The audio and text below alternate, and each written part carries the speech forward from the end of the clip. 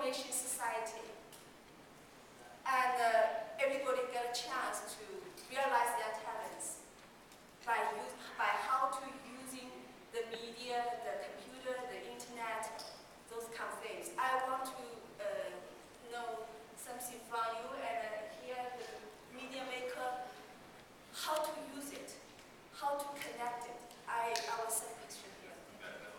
And just, I want us to be conscious, we have 6 minutes, so if people can really be thoughtful about the space in terms of questions, so just if you have a comment or question, be thoughtful about giving room for others. I know you had your hand up here, and then I want to give a few chances for response. Hi, I'm Roger from New York City. I have this vision, I think, that can tie some of this together. I've been working to transform public schools. Obviously, it hasn't worked too well. But here's the way I see it. Between 9 and 3, New York City has 1.1 million school children, plus another 100,000, 150,000 who recently refused to continue going to school. Okay. Most of them black and brown. From 9 to 3, they go into a situation where they are becoming less healthy than they were when they were 2 and 3 years old, because that's what the school system does. Now, there are some fantastic youth organizations all over the city, community organizations that have a youth component. And after school, Saturday, and summers, they do great things with these kids. You know, getting them back in touch with their own culture and all the things, you know, that I think the black and brown people in here are talking about. They're really good programs. What I want to say to them is open up your program between 9 and 3 also. Start a homeschool resource center. Homeschool resource center is a version of a democratic school, but it's not like kids running around doing whatever they want to do. Okay? Community members, the community people in the organization, the same people who are doing great things with the kids after school would be creating this, along with the students themselves, so that the young people could be working on empowering, you know, learning about their own culture. Fantastic good stuff. And what people don't realize, you can get to high school, you can get to college, and you can get a job just as easily, if not more easily, from these programs. It is not true that you have, in fact, you can get your high school diploma. You could go to one of these programs and get your GED if you want that high school diploma. In today's world, the GED carries just as much weight. Gets you to college just as easily. Gets most jobs just as easily.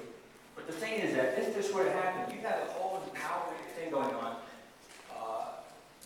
What I envision happening is when these organizations start doing this, enough young people start walking out of the school, going over here. That's the only thing that's going to get the school system to change. When they start losing money because 10,000 people just walk out, then they might change. And if they don't change, then stay over here. Get a good learning experience over here. You can still go to college, you can still get a job, and just tell the school, you know, when you change, we'll come back. And change means student voice, community people voice, parent voice, teacher voice, etc. I just want to join you, saying automatically people think, yeah, but these parents need to go to work, they can't do homeschooling, and I just want to say, go back to the community and see how many old people want to do it, and look for something to do. So, don't think it's impossible without money. Hi, I'm Sue. I've lived in a couple of places, but in the South. It's not an accident that I was born into a white body. I don't know why, but somehow it matches my purpose here. And what I see as I've gone through my life and witnessed many, many things is that there's oppressors and there's oppressed. There's perpetrators and there are victims. We have going on throughout eons of time the same story. The same patterns keep repeating over and over again. In this life, I came in this role. In another life, I was in another role. I want to step out of the story. These are stories. I want to step out of the story. I want to be a divine being. I want to be love. I think that as long as you fight against, you stay in the story. And I think that the solution is to completely step out of the stories and just be love and allow those children in your life and your relatives, your friends in your community to see the energy that you are holding. You hold it strongly and they entrain with it. And they are attracted to you because you embody that energy that they want to have themselves. And this is the solution. The fighting is not the solution. You're in the story. If you're still in the story, you will not see. You will not see the solution. In order to see it, you have to be it. If you want to see love, you have to be love. Be that. Thank you.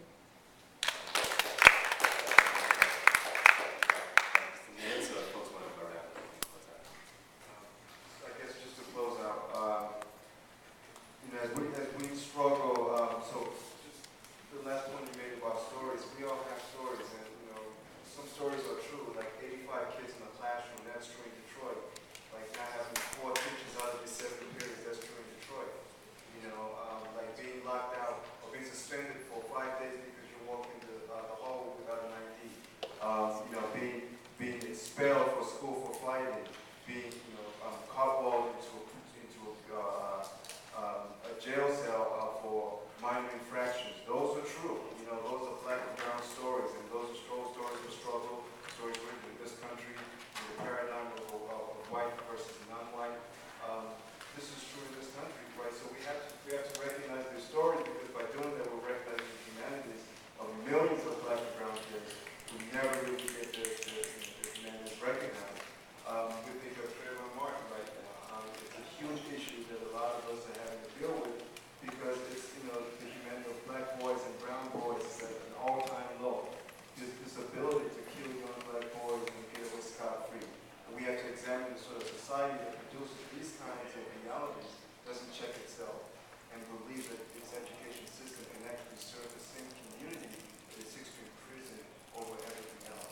So I think, if anything else, as we try to come out of this conference, let's try to build some solutions to all these problems, these centuries-old problems, right? It was slavery 300 years ago. It's Walmart today. It was NAFTA 10 years ago. These are problems that have to be solved, and the more we can put our energy together, the more we can put our spirits together, hopefully we can truly live in a free world where everyone has that opportunity.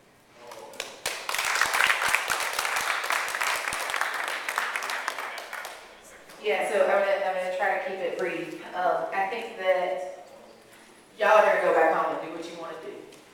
All I can do is give some humble suggestions and maybe encourage some questions to be asked in this thing that I've learned about at the IDEC movement, right? One question. If our schools where I live can't afford books for each kid, how the hell is this digital shit gonna work? Another question. How do we expect Hollywood or corporate media